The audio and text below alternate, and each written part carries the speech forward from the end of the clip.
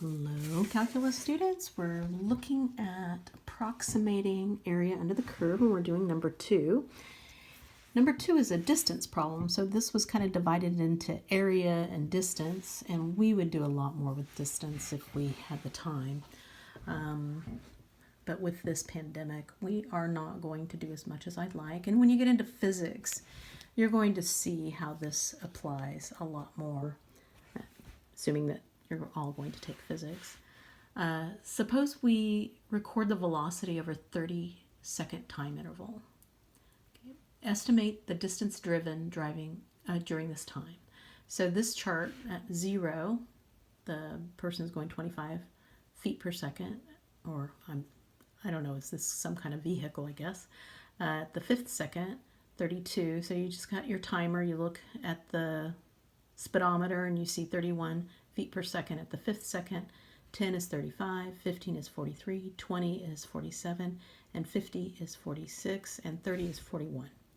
Now we're supposed to use rectangles to estimate the area under this curve, and that will give us information about this problem. So what I did was I went on ahead and plotted this, and this was in seconds. It was 5, 10, 15, 20, and 30 second.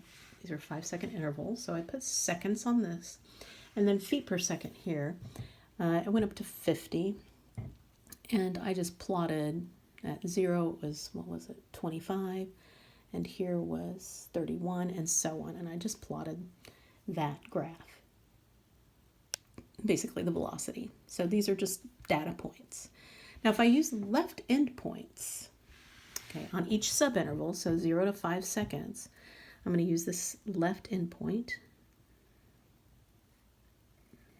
and I'm getting this rectangle for the first one. And then if I use the left endpoint on the next subinterval, I get that one. And then this one. I'm going to do this all the way. It's going to be easier. So the left-hand endpoint, I'm going to get that one, that one goes up to there, and then this one goes down to my 30. Okay, so here we go. I'm shading it in because it is all about area and the meaning of area, which is related to the antiderivative we'll find. So I noticed I had this data point here, but I didn't use it because I'm using the left endpoint on each interval. So this is the height of that last one. So I'm using the data points, all except for the last one for my left endpoint. Now, if I were to do the right endpoint, which I will later, you would use that right endpoint, that last one, but you wouldn't use the first one. All right, so area. What I did was I said, well, they're all 5. Width, right? That's your delta x, so I put a 5 out there.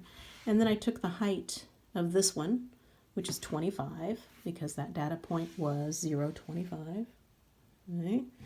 So this was 25. That one's 31, 35, and so on. So you can even write that down. You can put that's 25. That's that height. 31 height. 35, 43, 47, and this last one was 46. And now I take the width, 5 times that height, 25. And it's going to have 5 on each one. So I just took 25 plus 31 plus 35 plus 43 plus 47 plus 46. And notice I'm using all of these except for the last one. And that gives me an area of, you can put that in the calculator, of 1,135. Now what this unit is, which is kind of interesting, if you're doing width times height, this is seconds times feet per second. So I wrote down seconds times feet per second, and the seconds cancel and give you feet. So this is total distance traveled, 1,135 feet. All right, so your units, which is why I'm always trying to get you guys to put your units on the axes. Whenever you're going to find area, you have to multiply those units and see what you get. right endpoints. If I do the right endpoints, I'm going to still have the 5, except for this all shifts. If I use the right endpoint, instead of 25, 31, all the way to 46, I'll start at 31 and go to 41. So you'll see I've gone 31 plus 40, 35 plus 43 plus 47 plus 46 plus 41. And that gives me 1,185 feet. All right, that takes care of this section.